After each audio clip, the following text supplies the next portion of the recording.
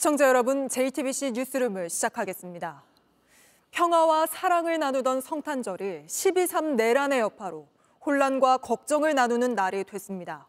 윤석열 대통령은 끝내 공수처의 두 번째 소환 통보를 무시했고 서울 시내 곳곳에서는 집회의 구호 소리가 차가운 공기를 뚫었습니다. 버티기로 일관하는 대통령의 무책임한 모습에 성탄절 미사와 예배에 선 종교 지도자들조차 무거운 마음으로 헌법과 민주주의를 말했습니다. 첫 소식 강나현 기자입니다. 내란 사태 이후 맞이한 성탄 미사는 시작부터 무거운 단어들로 채워졌습니다. 갑작스러운 정치적 불안정 속에 들려오는 불안과 분열의 소식은 우리를 슬프게 하고 선한 양심을 지닌 많은 이들이 정의와 진리를 갈망하며 목소리를 내지만 그 외침이 외면받는 듯한 느낌을 받을 때도 있습니다. 아기 예수의 탄생을 축하하며 세상의 사랑과 평화, 화합과 화해를 이야기하던 예년의 모습과는 달랐습니다. 헌법, 민주주의, 법적 절차, 8년 전 탄핵 사태 때도 보이지 않던 낯선 낱말들이 성당에 울려 퍼졌습니다. 혼란스럽고 절망스러운 상황 속에서도 민주적 절차와 헌법적 절차에 따라 국민 전체의 행복과 공동선을 향해 함께 노력해 나가는 것이 중요합니다. 계엄으로 국가 안정을 도모하려 했다는 12월 내란 사태를 직시하며 참된 평화는 단순히 갈등이 없는 상태가 아니라 정의와 사랑이 실현될 때 가능한 것이라는 메시지도 냈습니다.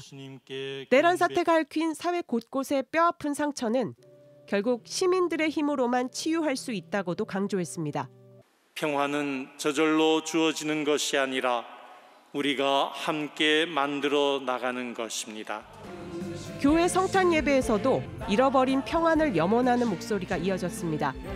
이 자리엔 여당 지도부도 참석했습니다. 정치 지도자들은 국민이 자유롭고 평안한 일상을 살 수 있도록 비상시국을 최대한 빨리 수습해야 합니다. 비상계엄과 탄핵 등 중대한 정치적 현안은 법과 원칙, 민주적 제도와 절차에 따라 신속하게 해결해야 합니다.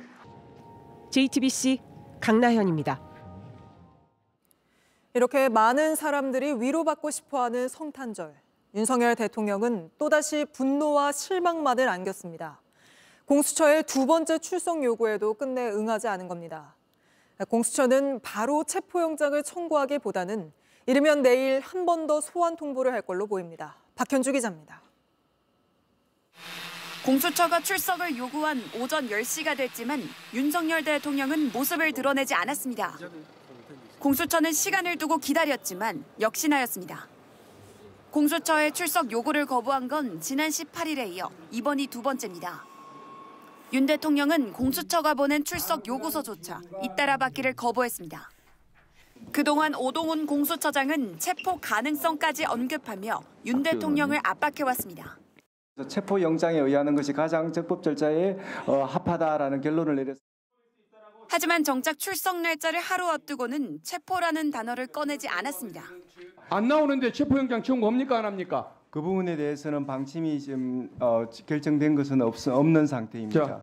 이를 놓고 공수처가 한 발 물러선 것 아니냐는 지적이 나왔습니다. 실제 공수처는 곧바로 윤 대통령에 대해 체포영장을 청구하기보단 3차 소환 통보를 하는 것에 무게를 두고 있습니다. 공수처 관계자는 아직까지 정해진 것은 없다라면서도 여러 고려사항이 있지만 3번 부르는 게 통상 절차라고 밝혔습니다. 통상 절차를 따르지 않다가 법원에서 체포영장이 기각될 경우 수사 동력이 떨어질 수 있다는 것까지 고려한 것으로 풀이됩니다. 공수처는 이르면 내일 윤 대통령에게 3차 소환 통보를 할 계획입니다. JTBC 박현주입니다. 윤석열 대통령은 탄핵 심판 절차도 무시하고 있습니다. 국민 모두가 내용을 알고 있는 이 계엄 포고령조차 헌법재판소에 내지 않아 결국 국회가 대신 냈습니다. 국회를 장악하란 내용이 담긴 이 포고령은 비상계엄의 위법성을 드러내고 있어 내란의 결정적인 증거가 될 수 있습니다. 여도현 기자입니다. 헌법재판소가 지난 17일 윤석열 대통령에게 우선 비상계엄의 포고령을 제출하라는 문서를 보냈습니다. 국회에 정치활동 금지 등이 명시돼 있어 비상계엄의 위헌, 위법성을 가를 핵심 단서이기 때문입니다.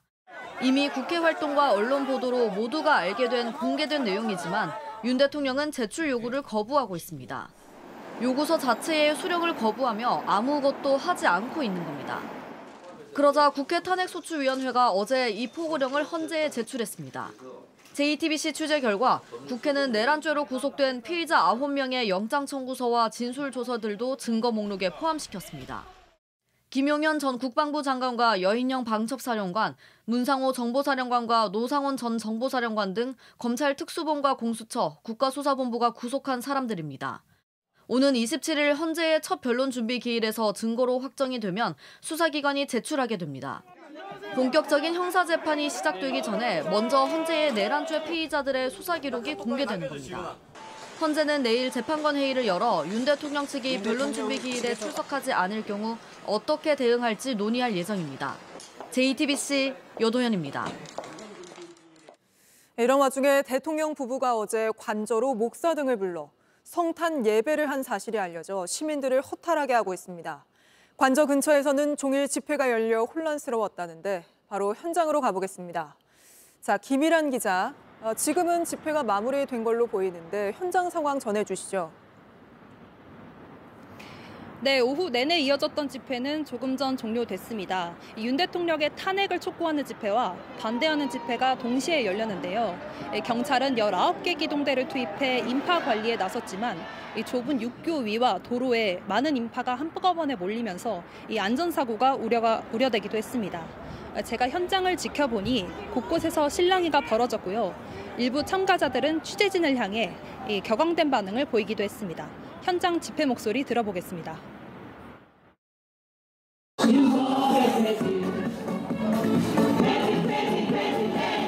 논란의식을 윤석열을 집회하라!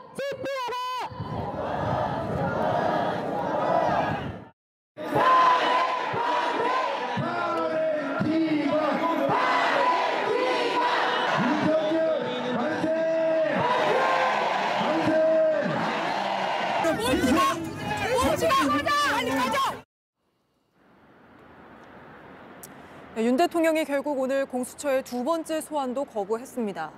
그런데 관저에 사람들을 불러서 성탄 예배는 봤다고요? 네, 윤 대통령은 오늘 공수처 소환 조사에 결국 응하지 않으면서 지난 12일 이후 13일째 칩거를 이어가고 있습니다. 윤 대통령과 김건희 여사는 어제 한남동 관저에서 교회 목사 등과 함께 성탄절 예배를 봤는데요. 이런 가운데 내란 2인자 김용현 전 국방부 장관이 수감 중인 서울 동부구치소 앞에는 응원 화환 수백 개가 모였습니다. 정문부터 후문까지 약 200m 도로가 화환으로 가득 찼고 여기에는 이순신 같은 충신 이런 문구들이 적혀 있었습니다. 이 노골적으로 수사를 회피하고 있는 내란의 우두머리와 2인자가 모두 똑같이 변호사를 통해 여론전을 펼치고 이에 극렬 지지자들이 응원으로 화답하면서 갈등을 조장하고 있다는 목소리가 나오고 있습니다. 네, 알겠습니다. 관저 상황 김휘란 기자가 전해드렸습니다. 결국 법적인 책임을 피하지 않겠다는 윤석열 대통령의 말은 거짓말로 굳어지고 있습니다. 검찰총장 출신으로 정의를 강조하며 대통령에 당선됐지만 누구보다 법을 제대로 지키지 않고 있는 겁니다. 스튜디오에서 법조팀 조혜연 기자와 따져보겠습니다. 자, 조 기자, 예상대로 윤석열 대통령이 끝내 출석을 거부했습니다. 이런 피의자를 수사기관이 또 법원이 어떻게 판단하는지는 누구보다 윤석열 대통령이 잘 알지 않습니까? 네, 그렇습니다. 윤 대통령은 검사 시절에 피의자한테 출석 요구서를 많이 보내봤을 겁니다. 특히 출석 요구서를 거부하는 게 이 수사에 협조하지 않는 의사표시라는 걸 누구보다 너무나 잘 알고 있을 텐데요. 네. 이 본인이 지금 그 행동을 그대로 하고 있습니다. 이 보시면 수사기관이 이렇게 12월에 총 4차례 그 출석 요구서를 보냈는데요. 이 출석 요구서를 받지 않는 게 보통 이 소환 통보에 응하지 않으면서 소환 통보를 몰랐다고 발뺌하기 위해서인데 네. 이 경우에는 모든 언론에 실시간으로 소환 통보 요구가 보도가 나오고 있기 때문에 그런 핑계를 대기는 어려운 상황입니다. 또 윤 대통령은 수사보다는 탄핵 심판이 우선이라고 말하면서도 헌재의 자료 제출 요구도 안 받고 있습니다. 그러니까 무조건 안 받고 안 하고 안 가고 이 전략을 쓰면서 버티고 있는 겁니다. 변호인 선임계도 안 내면서 수사기관의 이 소통 창구도 아예 막아버린 거잖아요. 맞습니다. 이 변호인 선임계를 냈다면 대통령 본인이 출석에 응하지 않더라도 수사기관은 변호인을 통해서 출석을 할 건지 또 불응한다면 그 이유는 무엇인지를 물어보고 소통할 수 있습니다. 네. 그런데 조만간 선임하겠다 이런 말만 반복하면서 선임계는 물론이고 변호인단의 발표도 하지 않고 있는 상황입니다. 지금 상황이라면 공수처가 3차 통보를 해도 또 헌재가 모레 변론 준비기를 예정대로 한다고 해도 대통령이 모두 출석하지 않을 수 있는 거 아닙니까? 네, 그럴 가능성이 큽니다. 네, 어제 석동현 변호사가 폐쇄된 밀실, 그러니까 이 수사기관에서는 내란의 본질을 설명할 수 없다, 내란의 본질을 밝힐 수 없다고 주장했는데요. 이런 만큼 공수처 출석은 앞으로도 계속 거부하겠다는 입장으로 보입니다. 네. 또 헌재에서 오늘 27일에 예정된 첫 변론 준비 기일에도 나오지 않을 것 같습니다. 윤 대통령은 헌재에 지금 대리인이 누구인지조차 밝히지 않고 있습니다. 그러니까 선임계는 계속 안 내면서 수사와 탄핵 심판 방해하며 변호사를 앞세워서 여론전만 펼치고 있는 거 아닌가요? 네, 지금 공식 변호인은 없는데 이 대변인은 계속 기자회견을 하고 있는 상황입니다. 네. 네, 앞서 말씀드린 석동현 변호사인데요. 윤 대통령과 얼굴도 보고 소통하고 있다면서 이 수사기관과 헌재의 문제를 계속 지적하고 있는 겁니다. 그러면서 이 재판관 6인 체제가 불완전하다는 등 교묘하게 헌재까지 흔드는 발언을 하고 있습니다. 그러니까 정면 돌파는 안 하고 여론전만 하고 있는 겁니다. 국민들 앞에서는 법적 책임을 회피하지 않겠다고 약속해놓고 온갖 방법을 동원해서 책임을 피하고 있습니다. 윤 대통령도 이런 행동이 탄핵 사유이자 구속 사유가 될 수 있다는 걸 모르지는 않을 것 같습니다. 조혜연 기자였습니다. 이런 행태는 한덕수 대통령 권한대행도 마찬가지입니다. 연일 헌법과 법률에 따라야 한다고 강조하고 있습니다만 법률에 따라 국회가 추천한 헌법재판관을 임명하는 것도 미루고 있기 때문입니다. 결국 한덕수 권한대행 스스로 탄핵을 자초하며 권한대행의 권한대행이라는 더 큰 혼란을 불러오고 있다는 지적이 나옵니다. 이승환 기자입니다. 한덕수 대통령 권한대행은 전날 내란 특검법과 김건희 여사 특검법을 공포하지 않으면서 특검법에 위헌 위법적 요소가 있다고 거듭 강조했습니다. 우리 국회가 헌법과 법률에 부합하는 해법을 마련해 주실 것을 간절히 기대하고 있으며 하지만 정작 한 권한대행 본인이 헌법과 법률을 어겼다는 의혹이 제기된 상황입니다. 12.3 내란 사태 당시 비상계엄 선포를 위한 국무회의를 소집하는 등 내란 혐의 피의자로 수사를 받고 있습니다. 우리 국무위원들을 소집해서 국무회의를 명분으로 우리 대통령님의 그런 의지를 설득하기 위해서 노력을 했습니다. 그러나 궁극적으로 막지 못했습니다. 국회목 헌법재판관 3명 임명 여부에 대해 명확한 입장을 밝히지 않은 것도 논란입니다. 여야 합의로 추천해 인사청문회까지 진행한 헌법재판관 임명을 두고 한 권한대행은 법리 해석과 정치적 견해가 충돌하는 사안으로 규정했습니다. 헌법기관의 정상적 작동을 위해 국회가 선출한 헌법재판관에게 임명장을 수여하는 것을 정치협상의 대상으로 삼을 수는 없습니다. 야당에선 상설특검 후보자 추천 의뢰를 하지 않고 있는 것도 문제라고 지적하고 있습니다. 법률상 후보자 추천 의뢰를 지체 없이 해야 하는데 한 권한대행은 취임 열흘이 넘도록 하지 않고 있습니다. JTBC 이승환입니다. 한덕수 대통령 권한대행이 헌법재판관을 임명할 수 있느냐를 두고 여야가 맞서고 있는 가운데 대법원이 권한대행이 임명권을 행사할 수 있다는 입장을 밝혔습니다. 그러니까 국회의장, 헌법재판소, 또 여당이 추천한 헌법재판관 후보에 이어 대법원까지 모두 다 권한대행에게 임명권이 있다고 한 겁니다. 안 된다고 하는 건 여당뿐인데도 한덕수 권한대행은 임명을 미루고 있습니다. 최규진 기자입니다. 대법원이 대통령 권한대행의 신임 대법관 임명은 헌법 원칙에 어긋나지 않는다는 입장을 내놨습니다. 대법원은 국회에 보낸 서면 답변에서 대법관은 최종적으로 대통령이 임명하나 대법원장 제청과 국회 동의라는 사법부와 입법부 견제 장치가 마련돼 있다고 했습니다. 그러면서 탄핵안 의결 이전에 대법원장의 제청과 대통령의 인사청문 요청이 완료됐고 국회의 동의 절차도 거친다면 문제가 없다고 했습니다. 최고사법기관인 헌법재판소에 이어 대법원 또한 한덕수 권한대행이 임명권을 행사해도 문제될 게 없다고 해석한 겁니다. 최근 여야는 한 권한대행의 헌법재판관 임명 가능 여부를 두고 다투는 중입니다. 대법원의 해석이 이런 시기에 나온 것인 만큼 향후 한 대행의 임명권 행사에 영향을 미칠 수 있다는 분석이 나옵니다. 제 성격은 다른데 다만 이제 정치적으로 부담을 느낄 수는 있겠다. 그런 거죠. 국회가 선출하는 부분이기 때문에 이것은 소극적인 그 현상 유지의 권한이라서 둘 다 임명하는 게 권한 대행의 범위 안에 있다. 이런 가운데 대법원은 오는 27일 김상한 대법관이 퇴임을 앞두고 있어 대법관 공백이 우려되는 상황입니다. 후임으로 마용주 대법관 후보자가 지명돼 내일 인사청문회를 앞두고 있습니다. JTBC 최규진입니다. 이런 상황에서 국민의힘은 계엄 선포를 내란이라고 볼 수 없다는 주장을 펼치고 있습니다.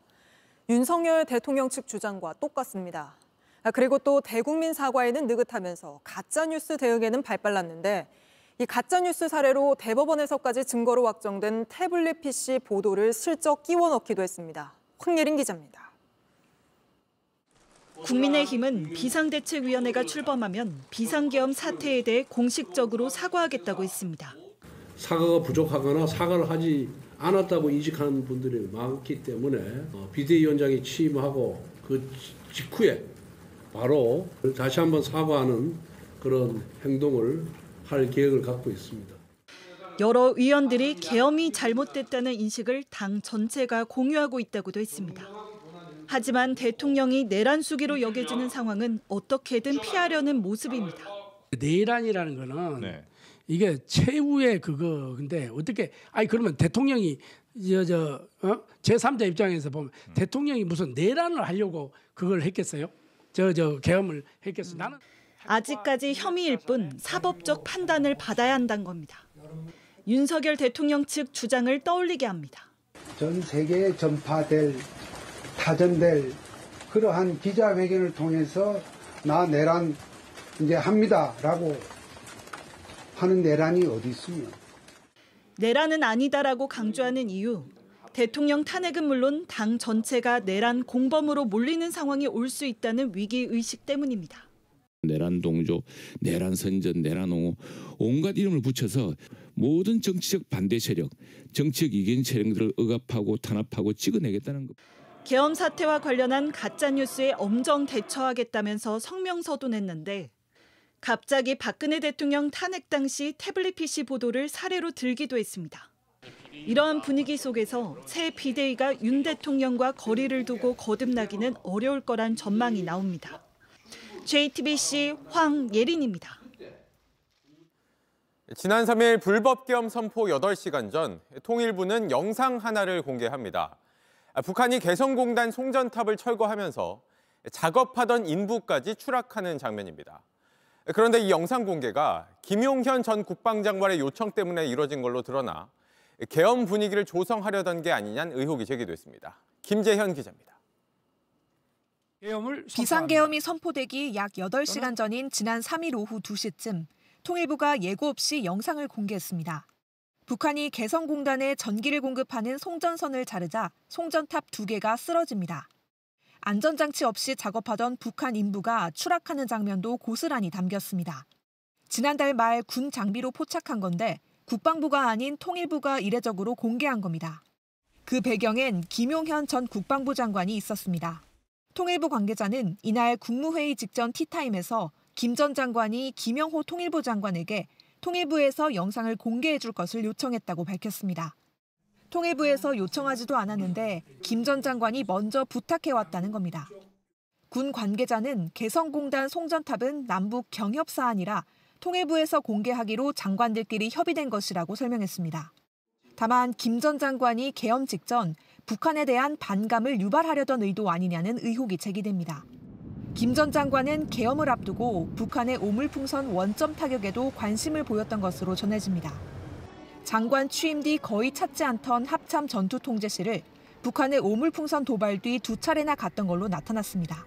무인기 평양에 보낸 거라든지 대북 확성기라든지 대북 전단이라든지 이런 것들이 다 연관성이 있고요.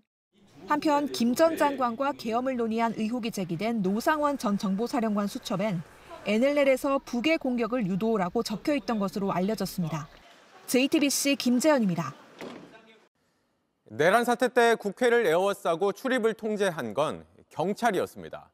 저희가 당시 경찰의 무전 내용을 입수했습니다.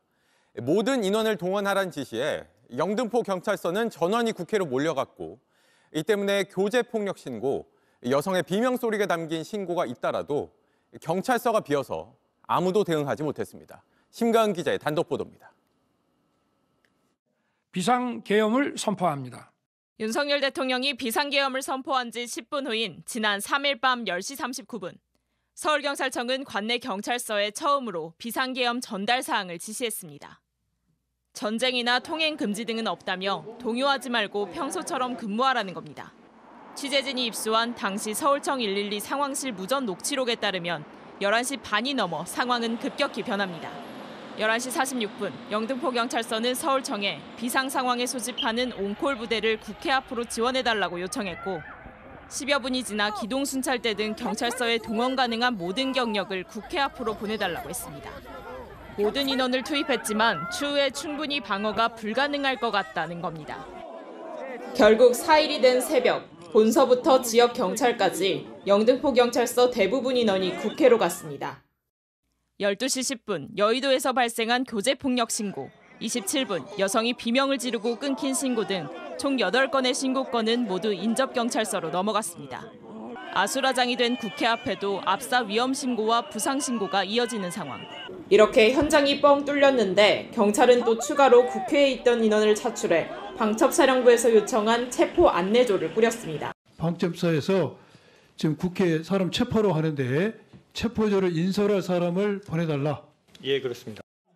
차출된 인원은 국회 앞도 치안 상황도 방어할 수 없었던 영등포 경찰서 소속 형사 10명이었습니다. JTBC 심가은입니다.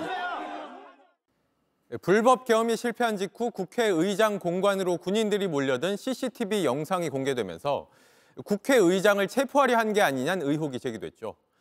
이에 대해 국방부가 해당 병력은 계엄군이 아니라고 해명했는데 당시는 대통령이 계엄 해제를 선언하지 않은 상태라 이 해명 자체가 말이 안 된다는 지적이 나옵니다. 유선희 기자입니다. 국회에서 계엄 해제 결의안이 통과되고 40분 정도 지난 시간 군인 10여 명이 서울 한남동 국회의장 공관 담벼락을 지나갑니다. 8분 뒤엔 국회의장 공관 정문에 모여있는 모습도 보입니다. 김민기 국회 사무총장은 국방부에 해명을 요구했습니다. 계엄 해제 요구 의결 후 공관에 복귀할 가능성이 있는 국회의장을 체포하라는 명령이 있었는지. 국방부는 잠시 뒤 입장을 내놨습니다. 대통령 경호처가 한남동 공관 지역 경계 강화를 요청해 수방사 병력 70명을 보냈다면서 계엄군과는 무관하다고 밝혔습니다. 무장을 안 한 비무장 장병이라고도 했습니다. 하지만 당시 윤석열 대통령은 계엄 해제를 선언하지 않은 상태였습니다. 계엄령이 선포된 지역에 질서 유지나 통제에 투입된 건 전부 계엄군으로 보기 때문에 당시 국회로 간 수방사 병력 200여 명이 계엄군이었듯 공관으로 보내진 병력도 계엄군에 해당됩니다. 무장을 안 했다는 설명도 애매합니다. 영상 속 군인들은 방탄 헬멧을 썼고 등에도 뭔가를 메고 있었습니다. 왜 대통령 경호처가 군에 경계 요청을 했는지도 의문인데 국방부는 이에 대해선 설명하지 않았습니다. 홍장원 전 국정원 1차장이 방첩사령관으로부터 전해들은 체포 대상자 명단엔 우원식 국회의장도 포함돼 있었습니다. 2017년 계엄 문건에도 국회의원들을 잡아들인다는 계획이 있었습니다. 국방부는 비슷한 시각 인근 대통령 관저에도 병력을 배치한 사실이 드러나기도 했습니다. JTBC 유선입니다. 노상원 씨와 롯데리아 회동을 함께했던 탱크 부대장 93회 육군 2기갑 여단장이 오늘 경찰에 소환돼 조사를 받고 있습니다. 내란이 성공했다면 노상원 씨의 사조직 수사 2단에서 수사 단장을 맡았을 내란 사태의 핵심 인물입니다. 김한수 기자입니다. 전직 정보사령관 노상원 씨의 경기도 안산 거처에서 도보로 15분 거리에 있는 롯데리아에선 최소 2차례의 계엄 모의가 있었습니다. 12월 1일 1차 모임에서는 민간인 노 씨의 부름에 현직 정보사령관이 왔습니다. 사령부는 롯데리아에서 차로 40분 떨어져 있습니다. 2차 모의는 계엄 선포 당일인 3일입니다. 이날 9.3의 이기갑 여단장은 휴가를 내고 모의에 옵니다. 은밀한 비선 지휘를 보여주는 단면입니다. 계엄의 실질적 지휘관 노 씨는 구 여단장을 수사 2단장에 놓는 별동대를 기획하고 그 자리에서 인사발령을 결정합니다. 내란이 성공했다면 수사 2단장은 영장 없이 체포하고 압수수색할 수 있는 기관이 됐을 가능성이 큽니다. 전문가들은 이 조직이 완성되면 무소불위 권력을 휘두른 1979년 전두환의 합동수사본부와 비슷한 위상의 기관을 노 씨와 구 여단장 등이 지휘하게 됐을 거라고 보고 있습니다. 현직 탱크부대 지휘관인 구 여단장을 사실상 휘하에 두고 이 모든 것을 지휘한 노 전 사령관의 수첩엔 정치인, 판사 등 수거 대상이 적혀 있고 사살이란 표현까지 담겨 있습니다. 노 씨는 6년 전 성범죄로 불명예 전역한 뒤 역술인으로 살아왔습니다. 노 씨는 이미 검찰에 구속 송치된 상태입니다. JTBC 김한수입니다. 네, 이런 가운데 김용현 전 장관의 변호인단이 내일 기자회견을 열겠다고 밝혔습니다. 그런데 JTBC 등은 빼고 진행하겠다고 합니다. 수사는 진술 거부로 대응하고 입장 발표는 언론사들을 골라서 하겠다는 겁니다. 오원석 기자입니다. 내란의 2인자 김용현 전 국방부 장관은 검찰에 구속된 뒤 수사에 불만을 드러냈습니다.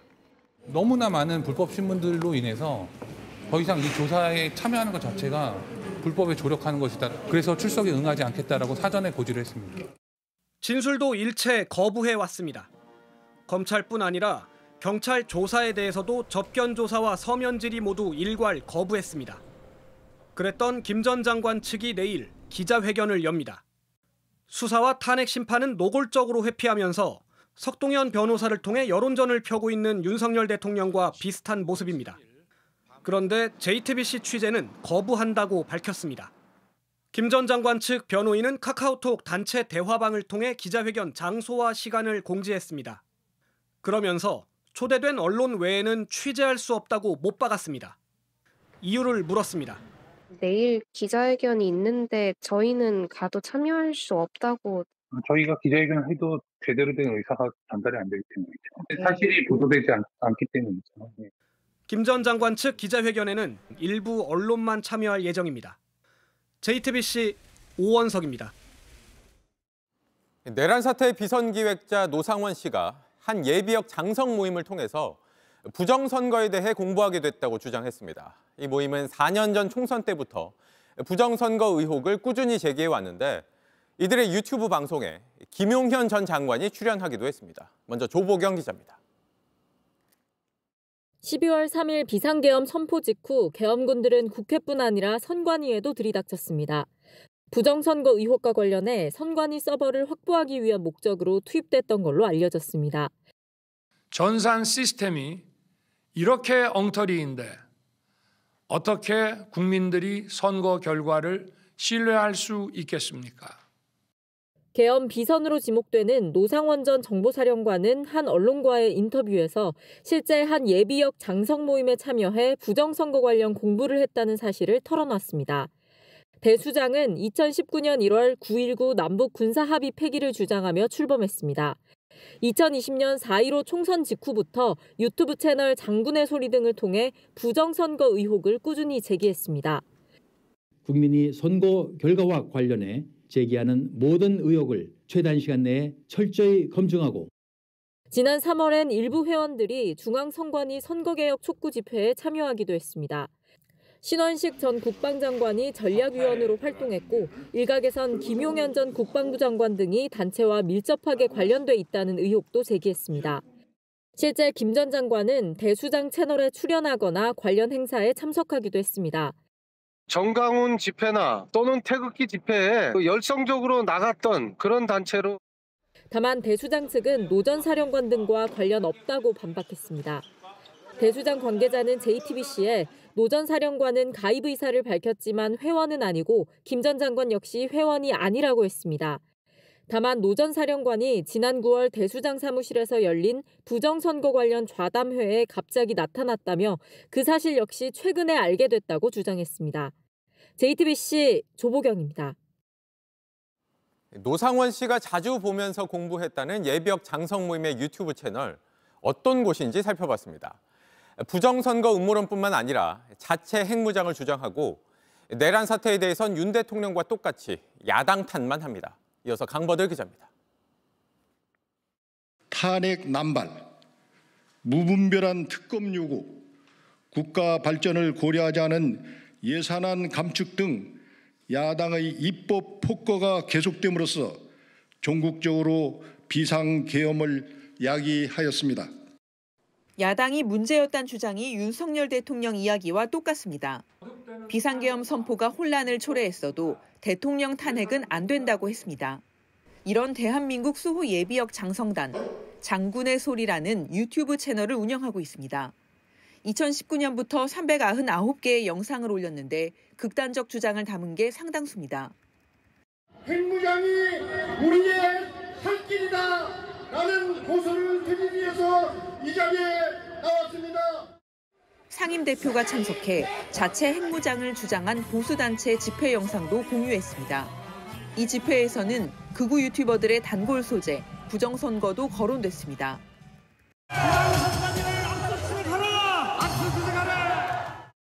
장군의 소리 역시 부정선거 시리즈를 연재하며 의심을 키웠습니다.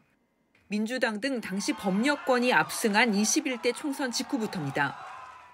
이번 총선 결과는 통계학적으로 발생할 수 있는 확률이 지극히 낮은 것이고 따라서 그런 의혹을 제기할 수 있는 충분한 사유가 되겠습니다. 투표용지에 찍힌 QR코드로 결과를 조작하거나 반대편 지지자에게 불이익을 주는 것도 가능하다고 주장했습니다. 현 집권당을 반대하는 유권자를 파악할 수 있다는 것입니다. 예를 들어 공무원 시험에서 감점을 줌으로써 불합격시킬 수 있는데요. 법원에서도 허위 사실로 판단한 주장. 예비역 장성들은 유튜브에서 사실처럼 방송했습니다. JTBC 강버들입니다. 내란 사태 당시 우리나라를 방문한 키르기스스탄 대통령은 윤 대통령과 만난 직후 영문도 모른 채 불법 계엄을 겪고 황급히 귀국했습니다. 이후 우리 기업이 키르기스스탄과 논의해 오던 29조 원 규모의 스마트시티 사업 등이 무산될 위기에 놓인 걸로 확인됐습니다. 박준우 기자의 단독 보도입니다. 키르기스스탄의 유명 관광지인 이시쿨 호수입니다. 지난 6월 국내 한 기업은 이 호수 인근 부지 605만 평을 49년 동안 무상으로 빌리는 계약을 맺었습니다. 의료 스마트시티를 구축하는 게 조건이었습니다. 총 사업비는 200억 달러, 우리 돈으로 약 29조 원에 달했습니다. 한국에서도 도화 엔지니어링이라든가 좀 대기업들도 참여 의향도 보이고 지난 2일 한국을 찾은 키르기스스탄 사디르 자파로프 대통령은 계엄 당일 윤 대통령을 만나 우리와 전략적 파트너십을 맺었습니다. 이후 해당 사업을 포함해 다양한 분야에 걸쳐 논의를 진행할 예정이었습니다. 양국이 앞으로 경제, 환경, 에너지, 공급망과 같은 다양한 분야에서 호혜적이고 전략적인 파트너십을 하지만 기습 계엄령으로 불과 10시간여 만에 모든 게 물거품이 됐습니다. 마샬로가 뭐냐, 포괄적 동반자 관계가 이제 10시간 만에 계엄령을 하는 거냐. 자파로프 대통령은 다음 날 오전 일정만 마치고 쫓기듯 귀국길에 올랐습니다. 해당 업체는 기존의 유치가 예정됐던 투자금마저 토해내야 했습니다. 자기들이 그날 오셨을 때 뵙고 투자를 하겠다라고 해서 이제 한 투자자분이 그 100억을 12월 4일날 예치를 이렇게 했어요. 이제 그런 찰나였는데 이제 이게 취소가 됐죠. 이제 사업권이 무산되면 이제 중국에서 가져갈 가능성이 높아요. 이달 말까지 투자금을 유치하지 못하면 29조 원에 달하는 사업은 무산될 위기에 놓였습니다. JTBC 박준우입니다. 2025년을 맞이하는 시기에 또 다른 탄핵이라니 시대의 유감이다. 가수 서태지 씨가 내란 사태에 대해서 이렇게 밝혔습니다. 구미 공연이 가로막힌 가수 이승환 씨는 구미 시장을 상대로 소송에 나섰습니다. 홍지용 기자입니다.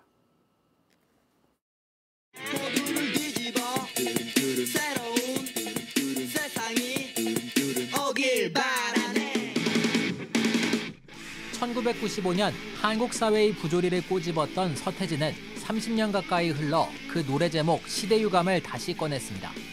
소셜미디어에 7년 만에 탄핵 정국으로 대한민국이 시끌시끌하다며 무려 2025년을 맞이하는 시대에 또 다른 탄핵이라니 시대유감이라고 썼습니다. 서태지는 1년에 단 한 번 크리스마스 이브마다 근황을 전해왔는데 우리 사회를 직시하며 비판적인 목소리를 낸 건 이례적입니다. 특히 내란 사태 이후 탄핵 집회에 참석한 20대 젊은 세대를 향해 연대의 목소리도 냈습니다. 미래를 이끌어갈 젊은 그들을 변함없이 지지해 줄 수 있는 삼촌, 이모가 돼주자고 당부했습니다.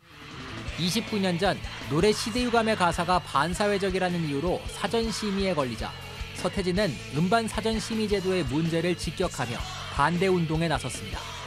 이번에는 젊은 세대의 움직임에 공감하고 응원하는 것으로 내란 사태를 비판했습니다.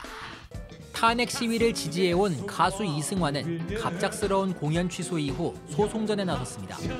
콘서트 이틀 전에 정치적 발언을 금지하는 서약서를 요구하고 공연장 대관을 취소한 김장호 구미시장에게 1억 원의 손해배상 청구 소송을 제기하기로 한 겁니다. 이 소송에는 100명이 넘는 팬들도 함께합니다. 표현의 자유를 억압한 조치를 두고 구미시장 개인의 불법 행위라고 못 박은 이승환은 대관 취소로 피해를 입은 스태프들에게 직접 보상에 나서겠다고 밝혔습니다. JTBC 홍주입니다. 성탄절 기분을 내기 어려운 건 우리뿐만이 아닙니다. 지금도 가자 지구에선 전쟁이 계속되고 있고 여전히 사람들이 희생되고 있습니다. 아기 예수가 태어난 베들레헴에선 올해 역시 트리도 불빛도 찾아볼 수 없습니다. 이지혜 기자입니다. 베들레헴 구유광장에 서 있던 거대한 크리스마스 트리. 큰 소리로 울려 퍼지던 스카우트 밴드의 행진. 올해는 아무것도 없었습니다. 이스라엘 점령지인 베들레헴이 가자지구와 연대하는 의미로 종교의식만 진행한 겁니다. We try this year to send a message and to let the picture speak about the Palestinian reality. 예전 같으면 순례객과 관광객이 뒤섞여 축제 분위기였을 구유광장엔 성직자와 경찰관 등 행사 관계자들만 가득했습니다. 스카우트 대원인 어린이들은 캐롤 대신 침묵 시위를 하며 광장을 걸었습니다. 우리는 죽음이 아닌 삶을 원한다는 현수막도 들었습니다. 바티칸에선 프란치스코 교황이 카톨릭 희년의 개막을 선포했습니다. 희년은 카톨릭의 성스러운 해로 2026년 1월 6일까지 성문을 통과하는 신자들에게 용서와 은혜를 베풉니다. Ce ne sono tante desolazioni in questo tempo. Pensiamo alle guerre, ai bambini mitragliati, alle bombe sulle spoglie e gli ospedali. 희년의 모토를 희망의 순례자로 정한 교황은 가난과 시련을 벗어날 희망을 불어넣자고 했습니다. Non indugiare, non rallentare il passo, ma lasciarsi attirare dalla bella notizia. E questo è il nostro compito, no? Tradurre la speranza nelle diverse situazioni della vita. JTBC 이재입니다. 네, 여전히 혼란스러운 상황입니다만 그럼에도 성탄절은 서로 고마움을 전하고 즐거움을 나누는 날입니다. 오늘 낮부터 추위가 풀리면서 도심 곳곳에 나들이 인파가 몰렸는데요. 내일부터는 다시 강추위가 찾아온다고 합니다. 이희정 기자입니다. 아이들도 어른들도 꾹꾹 눌러 쓴 소원 카드를 성당 앞 대형 트리에 달아봅니다. 아기 예수의 탄생을 담은 구유 조형물 앞에서 사진을 찍으며 추억을 남기기도 합니다. 날씨가 일단 많이 풀려가지고 가족들이랑 나들이하기에 좋은 것 같아요. 요즘에 그 탄핵에다가 그다음에 뭐 여러 가지 안 좋은 상황이 있는데 성탄절 맞아가지고 모든 분들이 좀 오늘 하루라도 즐거웠으면 좋겠다는 생각이 듭니다. 혼란스러운 시국이지만 매서운 한파가 물러나면서 크리스마스를 즐기려는 사람들로 거리 곳곳이 붐볐습니다. 얼굴에는 웃음이 번지고 거리는 모처럼 활력을 되찾았습니다. 지금 여기 계신 분들 표정이 다 좋아서 저희도 좀 마음이 따뜻해지는 것 같고 이런 시국에도 다 같이 좀 웃을 수 있는 일 많았으면 좋겠습니다. 몰리는 인파에 대비해 안전용 펜스가 설치되기도 했습니다.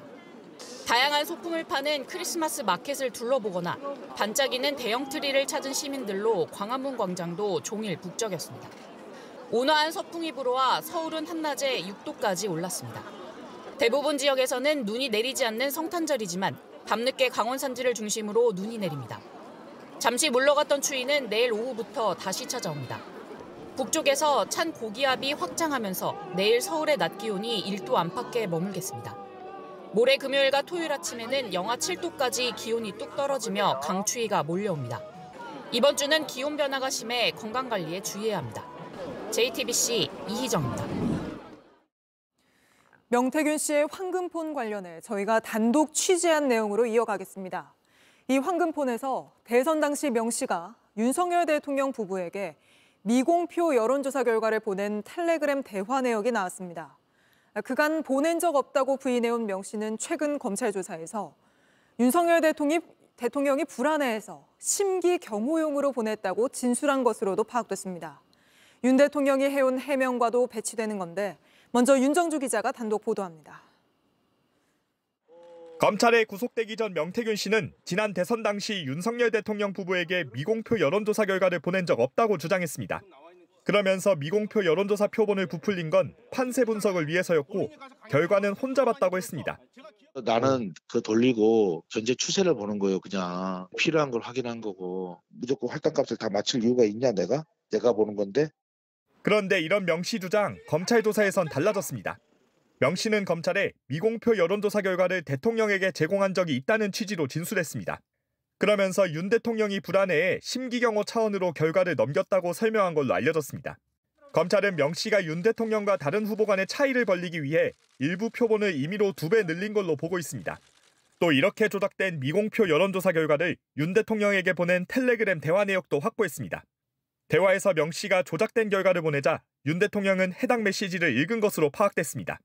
윤 대통령은 지난달 대국민 담화에서 명 씨에게 여론조사를 해달라고 한 적 없고 여론조사를 조작할 이유도 없었다고 주장했습니다.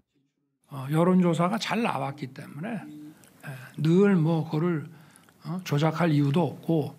하지만 이 같은 대통령 해명과 다른 명 씨의 진술과 텔레그램 대화 내역이 나온 겁니다.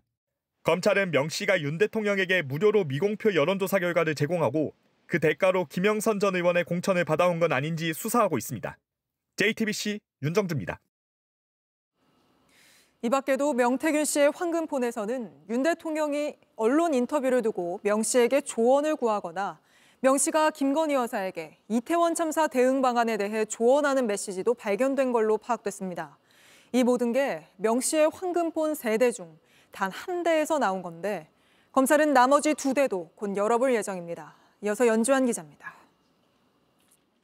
검찰은 명태균 씨의 황금폰 3개 가운데 먼저 한 대에 대해서만 분석하고 있습니다. 취재 결과 2019년 9월 개통돼 2022년 대선 이후에도 사용한 휴대전화입니다. 김영선 전 의원의 공천 개입 의혹 시기에 맞춰 우선 수사에 필요한 휴대전화부터 열어본 것입니다. 김영선이 좀 해줘라 그랬는데 이게 말이 많네. 바로 이 육성이 들어간 전화기인데 2022년 5월 김 전 의원의 공천과 관련해 윤상현에게 한 번 더 얘기할게라는 윤 대통령의 통화 육성과 잘 될 것이라는 김건희 여사의 육성이 추가로 여기에서 나왔습니다. 이뿐만 아니라 윤 대통령 부부와 명 씨가 나눈 텔레그램 메시지도 발견된 것으로 파악됐습니다. 윤 대통령이 검찰총장을 그만뒀던 2021년 7월 언론사 인터뷰와 관련해 명 씨가 조언을 한 정황이 나왔습니다. 윤 대통령이 국민의힘에 들어가기도 전입니다. 대선 경선 시기에는 경남 지역 방문을 앞두고 이 지역 국민의힘 의원들의 지지 성향을 분석해 전달했습니다. 특히 취임 이후에는 이태원 참사 국정조사와 관련해 조사위원으로 전투력 있고 언론 플레이에 능한 의원들을 포진시켜야 한다고 김건희 여사에게 조언한 메시지도 나왔습니다. 윤 대통령이 입당하기 전 그리고 대선 경선과 취임 이후에도 국면마다 명 씨와 소통한 겁니다. JTBC 연지환입니다. 검찰이 명태균 씨의 황금폰을 확보한 이후로 윤석열 대통령의 거짓말이 계속해서 확인되고 있습니다. 황금폰 분석 작업은 지금 이 시각에도 진행되고 있을 텐데 또 어떤 증거들이 나올지, 새로 확보된 증거는 어떤 의미가 있는 건지 이 사건 취재하고 있는 법조팀 연지환 기자에게 물어보겠습니다. 자, 연 기자, 황금폰 안에서 벌써 새로운 증거들이 나왔습니다. 꽤 미공표 여론조사 결과를 윤석열 대통령에게 보낸 것도 나왔는데 그럼 이제까지 윤 대통령이 해온 해명과 배치되는 거 아닙니까? 네, 그렇다고 볼 수 있습니다. 지난달 7일에 있던 윤석열 대통령의 기자회견에서도 이 명태균 씨의 여론조사가 쟁점이 됐었는데요. 네. 윤 대통령은 명 씨에게 여론조사를 해달라고 한 적이 없다 이렇게 얘기를 했습니다. 그러면서 명 씨가 보낸 건 대중에게 공개되는 공표용 여론조사고 이 선거 기간 때는 이런 걸 주고받는 게 일상적이다 이런 취지로 얘기를 했습니다. 먼저 듣고 오겠습니다.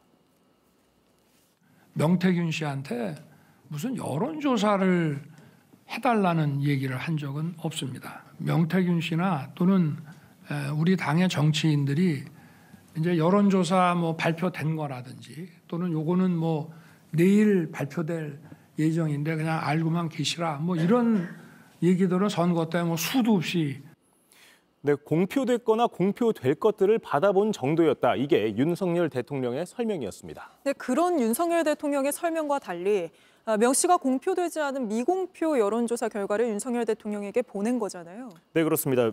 명 씨는 검찰 조사에서 윤 대통령에게 미공표 여론조사를 보낸 것을 인정하면서 윤 대통령이 불안해했다. 이런 취지로 진술한 것으로 파악이 됐습니다. 그러면서 이 심기 경호 차원이었다. 이렇게도 이유를 설명한 것으로 전해졌습니다. 물증도 확보하고 진술도 확보한 거죠. 네, 그렇다고 볼 수 있습니다. 이 윤 대통령이 상당히 불안해해서 이 미공표 여론조사를 전달했다. 이 이유를 설명을 한 건데요.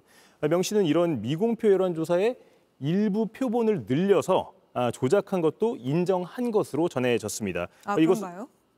조작한 것까지 다 인정한 건가요? 네, 그렇게 저희가 취재가 되었습니다. 네. 이것은 강혜경 씨의 진술과도 일치하는 부분입니다.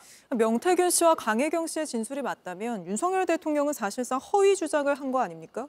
물론 윤 대통령이 이 명태균 씨가 이 비공표 여론조사를 조작한 것을 모르고 단순히 전달만 받았을 가능성도 있고요. 여러 가지 가능성을 따져보긴 해야 합니다.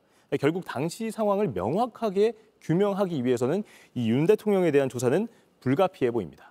네, 아직 검찰이 확보한 황금폰 3대 중 1대만 지금 포렌식 분석이 마친 거잖아요. 나머지 2대에는 어떤 증거들이 있을 걸로 예상이 됩니까? 네, 이번에 포렌식을 마친 휴대전화는 이 1대고 말고 2대가 더 포렌식이 예정이 되어 있습니다. 2022년 5월 재보궐선거 당시에 김영선 전 의원의 이 공천 과정부터 확인을 하기 위해서 2019년 9월에 개통된 이 첫 번째 황금폰부터 포렌식을 한 건데요. 네. 나머지 휴대전화에서 2023년 혹은 최근까지 이 명태균 씨가 국정에 조언을 하거나 관여한 정황이 나오게 된다면 또 다른 국정농단 사건으로 확대될 가능성도 배제할 수는 없습니다. 알겠습니다. 연주현 기자 계속 취재해 주시길 바랍니다. 또 다른 의혹이죠. 불법 계엄이 선포된 지난 3일 김건희 여사가 강남구의 한 성형외과를 찾았다는 주장이 제기된 바 있습니다. 그런데 지난해 이 성형외과 개업식에 윤석열 대통령이 축하 화환을 보냈고 여기 원장은 자신의 명함에 대통령실 로고도 그려넣은 걸로 확인됐습니다. 뿐만 아니라 성형외과 원장이 지난해 파리에 이어 올해 중앙아시아 대통령 순방에도 따라갔다는 의혹이 추가로 나왔습니다. 김필중 기자입니다. 김건희 여사가 계엄 선포 당일 방문한 것으로 알려진 박동만 원장의 성형외과. 박 원장은 이 병원을 지난해 8월 새로 개업했습니다. 이때 윤석열 대통령이 개업 축하 화환을 보낸 것으로 파악됐습니다. 박 원장은 자신의 페이스북에 좋은 선물 보내주셔서 감사하다며 윤 대통령 이름이 리본에 적힌 축하난 사진을 올렸습니다. 박 원장은 명함 사진도 올렸는데 대통령실 로고를 넣고 대한민국 대통령 자문이라고 적었습니다. 이에 대해 한 여권 관계자는 JTBC에 새로 개업한 이유가 김건희 여사를 진료하기 위해서라는 말을 들었다고 했습니다. 기존에 근무하던 병원은 의사가 많아 보는 눈이 많기 때문이라고 설명했습니다. 이런 가운데 박 원장이 올해 6월 윤 대통령 내외의 중앙아시아 순방에도 동행했다는 의혹이 추가로 불거졌습니다. 박 원장이 자신의 페이스북에 순방 당시 사진을 올린 겁니다. 사진에는 박 원장이 순방에 사전 등록한 사람만 받을 수 있는 것으로 알려진 출입증을 목에 걸고 있습니다. 앞서 박 원장은 지난해 윤 대통령 부부의 파리 순방에도 동행했다는 의혹을 받기도 했습니다. 병원 진료하시고 이제 가끔 용산에도 가시고 순방할 때 동행도 하시고 그렇죠. 오다가 내려오면 나는 무조건 강연 취재진은 박 원장에게 해당 의혹을 묻기 위해 여러 차례 연락했지만 답을 들을 수 없었습니다. JTBC 김필준입니다.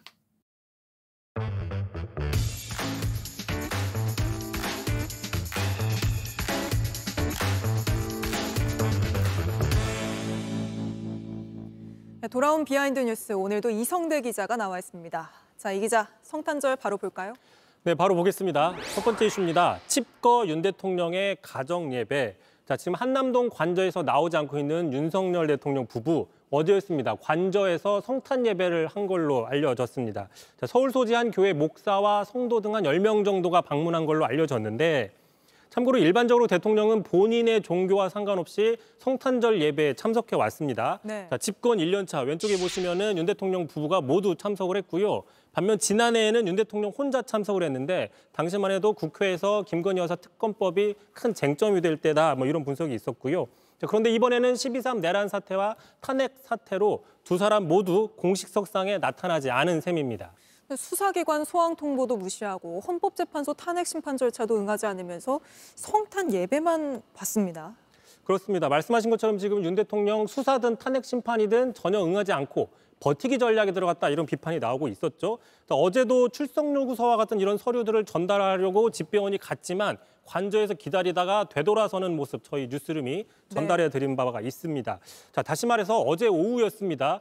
탄핵이든 수사든 관련된 서류는 일체 받아들이지 않고서 바로 그 오후에 교회 목사 등을 불러서 성탄 예배를 받다라는 것이죠. 어떻게 보면은 정작 관저에 드릴 것은 교회 목사가 아니라 출석 요구서가 먼저가 아니냐 그런 지적들이 나오고 있는 이유입니다. 네, 그렇죠. 근데 이렇게 대통령이 다 불응한다는 비판이 큰 상황에서 성탄 예배는 또 하고 또 그게 아시아투데이 단독 보도로 또 알려지고 이런 모든 과정이 굉장히 이례적입니다. 그 배경이 뭘까요? 그래서 일각에서는요, 그 윤 대통령 주변 지금 탄핵 이후에 무속 논란이 부쩍 커진 상황과 관련이 있는 게 아니냐 이런 분석도 나오고 있습니다. 자, 실제로 보시면요, 맨 왼쪽에 구속된 명태균 씨 미륵불로 불렸죠. 네. 그리고 또 전모 씨 법사라고 불렸죠. 또 역술인 천공 씨는 윤 대통령 하늘이 내렸다고 극찬을 했습니다. 그리고 노상원 전 정보사령관은 안산보살로 불리고 있죠. 보사, 법사, 보살 뭐 굉장히 많습니다. 그렇습니다. 특히 윤 대통령 스스로가 지난 대선 당시에 손바닥에 왕자를 써서 무속 논란을 일으켰고요. 자, 그러자 논란이 되니까 며칠 후에 여의도의 한 교회에 찾아갔는데 네. 또 성경책을 들고 갔습니다. 그러면서 또 이런 이야기를 했는데 먼저 들어보시죠. 아니 우리 집사람은 어릴 때부터 교회 열심히 다녀서 구약을 다 외우는 사람이에요. 지금도 구약을 줄줄 외워요. 아니 모르겠어요. 어릴 때부터 교회 열심히 다녀서. 성경 외우는 게 굉장히 쉽지 않은데 이거 이성대 기자가 비하인드에서 또 짚었었잖아요. 그렇습니다. 아무래도 무속 논란이 나오니 구약 성경을 외운다. 또 오늘 성탄 예배를 드렸다 이런 분석들이 나오고 있는 겁니다. 네, 사실 통독도 굉장히 어려운 일인데 다 외운다고 해서 그때 꽤 화제가 됐었습니다. 여야 얘기도 한번 해보죠. 오늘 여야가 나란히 같은 교회를 찾았던데요. 그렇습니다. 권성동 원내대표, 이재명 대표 오늘 나란히 여의도의 한 교회에서 성탄 예배를 받습니다. 둘이 좀 거리가 떨어져 있었죠. 실제로 두 사람 인사나 별다른 대화를 하지 않고 헤어졌습니다. 네. 아무래도 지금 시국을 반영한 게 아니냐 이런 분석이 나오고 있고요.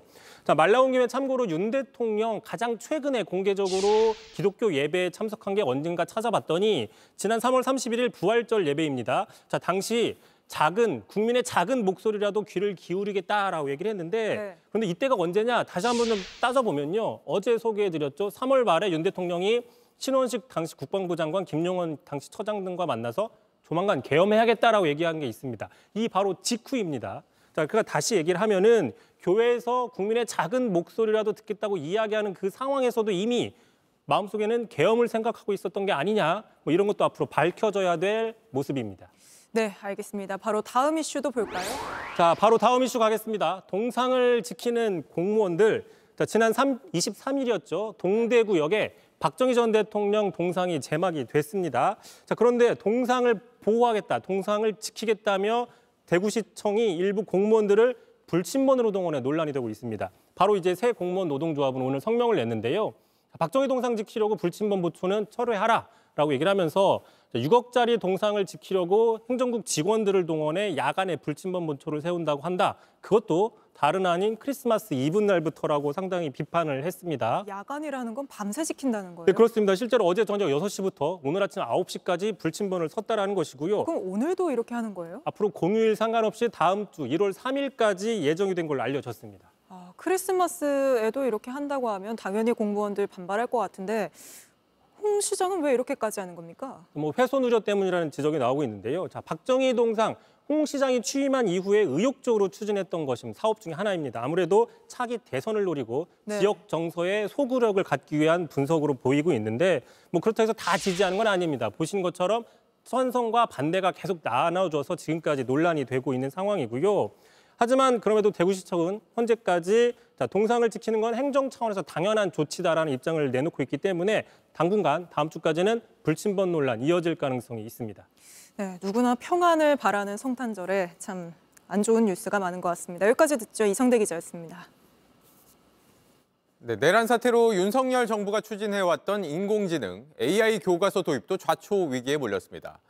보수 교육감마저 반대하고 나섰고 국회에선 교과서가 아니라 참고 자료로만 쓰자는 법 개정이 이루어지고 있습니다. 이한길 기자입니다. 태블릿 PC로 영어 발음을 교정하고 수학 문제를 푸는 AI 디지털 교과서입니다.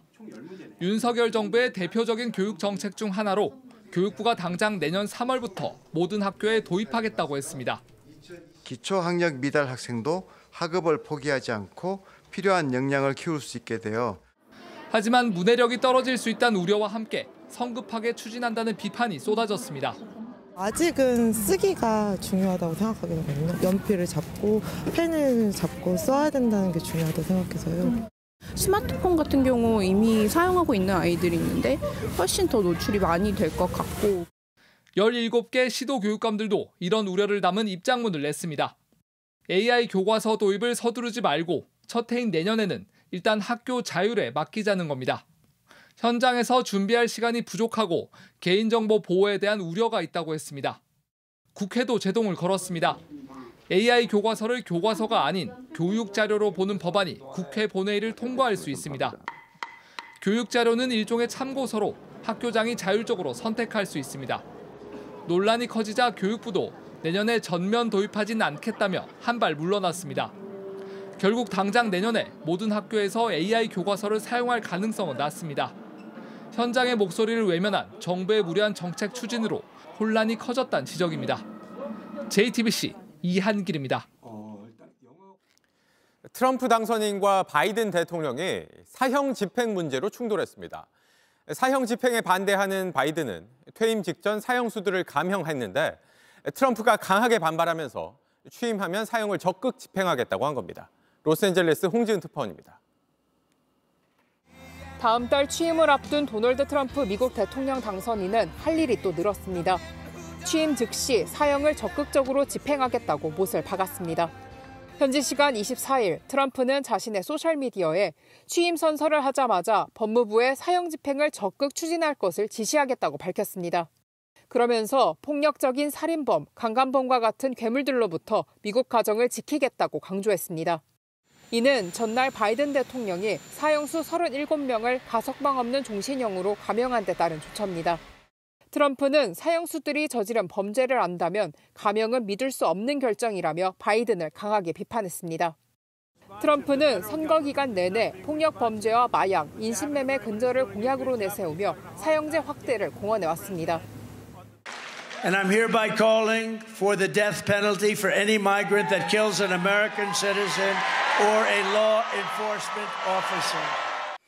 현재 바이든 대통령이 2021년에 발표한 사형 집행 유예 조치에 따라 연방정부 차원에서 사형 집행은 중단된 상태입니다. 앞서 트럼프 행정부 1기 동안 연방정부 차원에서 13명의 사형이 집행된 바 있습니다. 로스앤젤레스에서 JTBC 홍지은입니다. 트럼프의 당선 이후 가상자산 시장에는 말 그대로 불이 붙었습니다. 이 때문에 가상자산 투자에 뛰어드는 사람들이 크게 늘면서 국내 투자자 숫자가 사상 처음 1,500만 명을 넘어섰습니다. 공다솜 기자입니다. 지난 11월 비트코인을 전략 자산으로 비축할 수 있다고 밝힌 트럼프의 당선에 시장은 환호했습니다. 비트코인의 개당 가격은 트럼프 당선 윤곽이 드러나며 우리 돈 1억 원이 넘겼고 이달 중순 처음으로 1억 5천만 원까지 뛰었습니다. 트럼프 효과는 국내 가상자산 시장에도 불을 붙였습니다. 지난달 기준 국내 가상자산 거래소 5곳에 등록된 투자자가 처음으로 1,500만 명을 돌파한 것으로 나타났습니다. 한 달 새 60만 명 넘게 늘며 투자자들의 가상자산 보유액도 배로 늘었습니다. 11월 일평균 거래대금만 14조 9천억 원, 국내 주식시장 거래대금과 맞먹을 정도입니다. 오르기 시작하면 꽤 크게 올라간다라는 거를 이제 여러 번 학습을 했었기 때문에 이번 상승 랠리에는 나도 탑승을 해야 되겠다라고 생각하시는 분들이 좀 많지 않을까. 하지만 변동성이 큰 만큼 신중한 투자가 필요하다는 지적입니다. 미국 연방준비제도 파월 의장의 부정적 발언 이후 폭락했던 비트코인의 경우 크리스마스를 앞둔 어제는 하루에 6%가 뛰었습니다. 온라인의 유행을 따라 만들어진 밈코인은 더 크게 출렁했습니다. 투자 정보가 많지 않으니까 매크로한 변수에 의해서 지금 많이 이루어지고 있고 거기에 이제 변동성이 굉장히 심하고요. 투기적 성향이 나타날 가능성은 굉장히 높거든요. JTBC 공다솜입니다. 네, 성탄절에 이런 소식도 있습니다. 부산의 한 경찰 지구대 앞에 누군가 선물 상자를 놓고 갔습니다. 김장김치와 아동용 외투, 저금통 등이 들어있었는데 이 얼굴 없는 산타는 수급자 가정인 탓에 많이 기부하지 못해서 미안하다고 손편지를 썼습니다. 구석찬 기자입니다. 누군가 모자를 눌러쓴 채 커다란 종이 상자를 들고 나타납니다. 지구대에서 경찰관이 나오자 상자를 땅에 놓고 다급히 자리를 뜹니다. 상자에는 김장김치 한 포기와 아동용 외투 한 벌, 1,000원짜리 30장과 동전으로 가득 찬 저금통이 들어 있었습니다. 함께 발견된 손편지엔 자신이 세 아이 아빠이며 첫째가 장애 3급인 수급자 가정이라고 적혀 있었습니다. 폐지를 판 돈이라 많이 기부하지 못해 미안하다면서 세 자녀의 저금통도 드리니 도움이 필요한 아기 가정에 전달되길 바란다는 당부도 담겼습니다. 이들 가족은 지난 어린이날에도 현금과 라면, 과자가 든 상자를 놓고 갔습니다. 최소한 한 8차례 이상은 되지 않을까. 산타가 따로 있지 않다.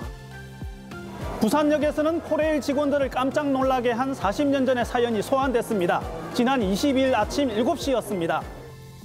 매표 창구에 롱코트를 입은 여성이 흰색 봉투를 넣고는 황급히 사라졌습니다. 봉투에는 5만 원권 40장, 200만 원이 들어 있었습니다. 봉투 뒷면에는 83자 짤막한 글이 적혀 있었습니다. 40년 전 돈이 없어서 열차표를 사지 않고 이용했다며 늦었지만 요금을 갚는다. 다시 한번 죄송하다라는 말을 전했습니다. 부산역 직원들은 200만 원을 소외계층에 기부하기로 했습니다. 여러 가지 어려운 시기잖아요. 감동적이었다라는 표현이 많았습니다. 동화처럼 따뜻한 이야기가 요즘같이 시린 세상 온기를 불어넣고 있습니다. JTBC 구석찬입니다. 손흥민 선수가 산타클로스로 변신했습니다. 토트넘의 상징인 푸른색 산타네요. 팬들을 위해서 크리스마스 동화도 준비했습니다. The day before Christmas, the park was aglow from everyone at Tottenham Hotspur. Merry Christmas. 손흥민 선수는 토트넘이 제작하는 홍보 영상에 빠지질 않죠. 그런데 지금 이럴 때인가 싶은 생각이 왜 스치는 걸까요? 토트넘에 더 남을지를 결정할 재계약 협상 기간은 이제 엿새밖에 남지 않았기 때문입니다. 내년 1월이면 계약 기간이 6개월도 남지 않아서 다른 팀과 이적 협상에 들어갈 수 있는데요. 아직 미래는 알 수 없지만 영국 언론에선 토트넘이 1년 연장 옵션을 발동할 것이라고 보도하면서 구단의 희망사항을 전했습니다. 우리 모두의 일상이 행복해질 수 있도록 작지만 따뜻한 온기를 전하고 싶다. 신유빈 선수의 메시지입니다. 최근 사랑의 열매에 1억 원을 기부한 소식이 전해졌는데요.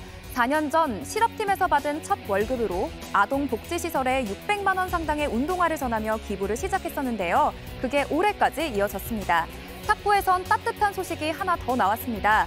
최근 끝난 종합선수권대회 우승자에겐 곧바로 국가대표 자격이 주어졌는데요. 정상에선 이상수 선수가 태극 마크를 바로 내놓은 겁니다. 내가 양보해야 어린 선수들에게 더 많은 기회가 주어진다며 나이 34세 여전히 최고를 찍고도 아름다운 퇴장을 선택했습니다.